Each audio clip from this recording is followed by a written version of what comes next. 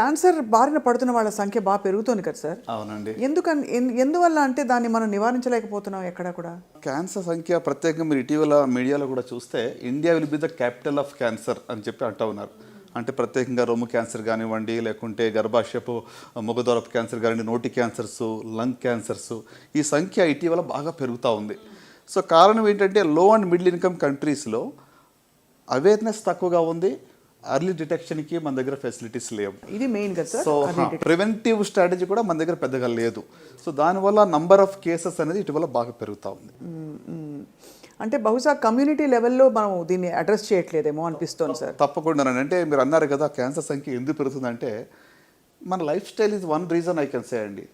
ఇప్పుడు మన చిన్నప్పటికి ఇప్పటికి చూస్తే మన జీవనశైలి చాలా వరకు మారిపోయింది. The food that you eat, the air that you breath, మనం పీల్చుకునే గాలి కానివ్వండి, తినే ఆహారం కానివ్వండి, లేకుంటే త్రాగే నీళ్లు కానివ్వండి, అంతా కూడా కలుషితం అయిపోయింది. Even the mental health, stress level చాలా పెరిగిపోయినాము. పరిగెడతా ఉన్నాం అంటే మనసులో ఒక ప్రశాంతత అనేది లేదు.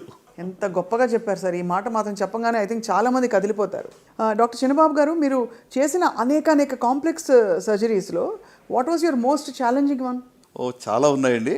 బట్ అంటే నేను చేసిన సర్జరీస్ కన్నా కూడా పేషెంట్స్ మరి ఎంతో గ్రిట్తో వాళ్ళు ఓవర్కమ్ అయ్యి వాళ్ళు దాన్ని అంటే ఆ యొక్క సర్జరీని ఫేస్ చేసి ఆ యొక్క కాంప్లికేషన్ లేకుండా బయటపడడం అనేది మోర్ సాటిస్ఫైయింగ్ అంటాను. ప్రతి సర్జికల్ ఆంకాలజిస్ట్ కూడా కాంప్లెక్స్ సర్జరీస్ చేయడానికి ట్రైన్ అయి ఉంటారు. So but what is most important అంటే నేను చెప్పేది ఏంటంటే డిఫికల్ట్ పరిస్థితుల్లో పేషెంట్ కూడా ఫైట్ చేసి బయటకు రావడం అనేది నేను చాలా I feel it's more satisfying అంటాను. ఒక పేషెంట్ని చెప్పాలంటే గీతా సురేష్ అని, మరి she was mother of 2 young daughters, adolescent girls. So endometrial cancer అంటే యూట్రస్ యొక్క క్యాన్సర్, రోబోటిక్ సర్జరీ చేసాం. Within 2 months she recovered. జబ్బు తిరగబడింది వితిన్ 2 months. ఎంత అంటే నాకు నిరుత్సాహం, అరే ఏంటి ఇంత మంచి ఆపరేషన్ చేస్తాం, బాగుంది, అంతా చక్కగా అయిపోయింది అనుకుంటే జబ్బు తిరగబడింది ఏంటి అని చెప్పి చాలా మళ్ళీ బయాప్సీ చేసాం. Prove turn out to be ఇంకా మెటాస్టాటిక్ డిసీజ్ అంటామంటే అన్ని చోట్లకి పాకిన జబ్బు. సో ఇంకా ఏం చేయాలి, కీమోథెరపీ ఒకటే ఇవ్వాలి. కానీ ఆ పేషెంట్ దగ్గరికి వచ్చి ఒకటే అడిగింది, డాక్టర్ గారు నా పిల్లలు పెళ్ళిని చేయగలనా అని అడిగింది. నేను ఒకటే చెప్పాను, నీకు విల్ పవర్ ఉండి నువ్వు హృదయంలో అంటే in your heart if you decide that you will beat this disease, నీ వల్ల నీకు సాధ్యమవుతుంది. మా వల్ల వీ హ్యావ్ ఫెయిల్డ్, కానీ నువ్వు సాధించగలవు అని చెప్పాను ఆమెకు. ఆమెకు ఫ్యామిలీ సపోర్ట్ ట్రెమెండస్, చాలా గొప్ప సపోర్ట్ అనమాట. అన్ని రకాలుగా అన్ని ఆల్టర్నేటివ్ మెడిసిన్స్ అన్నీ కూడా ట్రై చేశారు. చివరికి ఇప్పుడు ఆల్మోస్ట్ 12 సంవత్సరాలు అయింది. ఆమె కీమో కూడా మానేసినా కూడా she has beaten the disease. అంటే మేము 4వ స్టేజ్లో కంప్లీట్గా క్యూర్ అని చెప్పము. అలాంటిది today she is totally disease free.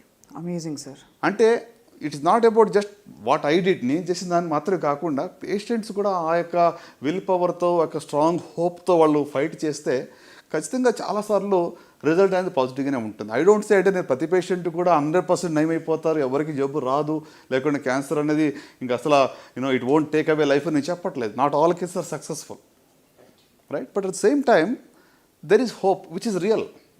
అంటే ఇది రాసేసి ఒక డెత్ సెంటెన్స్ ఇస్తారు. నా దగ్గరికి వచ్చిన పేషెంట్స్ నా ముఖం ఎలా చూస్తారంటే వాళ్ళు చెప్తూ ఉంటారు, వెనక చెప్పొద్దు అని చెప్తూ ఉంటారు, వెనక సైక్ చేస్తూ ఉంటారు, ఆయనకు తెలియదు ఏం చెప్పొద్దు అంటే అంత భయం అనమాట. అది if I give a death sentence ఎంతకాలం ఉంటారు ఏదో నేను రాస్తానంటే ఆ రకంగా భావిస్తూ ఉంటారు.